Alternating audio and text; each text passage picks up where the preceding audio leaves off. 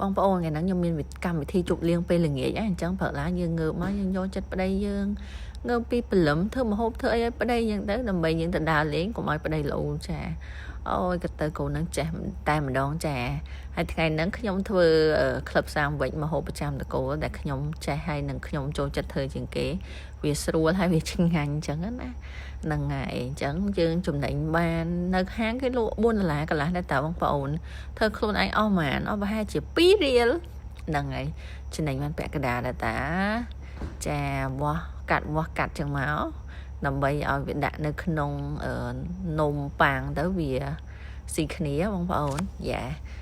សាច់មាន់ហ្នឹងយើងចៀនឆ្អិនកុំឲ្យវាក្រៀមពេកព្រោះអីតែក្រៀមយើងកាត់វាអត់កើតទេហើយសម្រាប់នំប៉័ងវិញមែនតែខ្ញុំអត់មាន oven ទេបងប្អូនប៉ុន្តែបើសិនជាយើងដាក់ oven ពេលវាត្រជាក់ទៅរឹងនំប៉័ងហ្នឹងក៏អត់កើទេប៉ុន្តែអានេះខ្ញុំគ្រាន់តែក្តៅដើម្បីកុំឲ្យវាហ្នឹងក្តៅឲ្យវាក្តៅអូនឲ្យវាទុននេះអញ្ចឹងណាយ៉ាឲ្យវាមានឱជាតិរសអញ្ចឹងសាំវិចក្លឹបខ្ញុំតាមពិតត្រូវដាក់ម៉ាញ៉េណេសប៉ុន្តែផ្ទះខ្ញុំអត់មានម៉ាញ៉េណេសទេ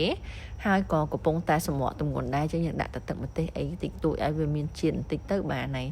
តែបើអត់ដាក់ឈីសអត់ឆ្ងាញ់ទេបងប្អូនអញ្ចឹងយើងដាក់ឈីសមួយបន្ទះចឹងមកឲ្យវាមានជាតិឲ្យវាលយដូចគេនៅហាងអញ្ចឹងណាយ៉ារៀបធ្វើម៉េចឲ្យវាស្មើគ្នាបងប្អូនដើម្បីស្រួលកាត់ហើយយើងដោតឈើចាក់ថ្មិញ4អញ្ចឹងមកពុះវាទៅពុះថ្នមអាហ្នឹងមកពុះអត់ថ្នមទេវាអត់ស្អាតទេបងប្អូនយ៉ាតែប៉ុណ្្នឹងឯងយកចានមកដាក់មកអីយ៉ាលោកបានអត់បងប្អូនប៉ុណ្្នឹងអញ្ចឹងវីដេអូថ្ងៃហ្នឹងមានតែប៉ុណ្្នឹងទេបាយបាយ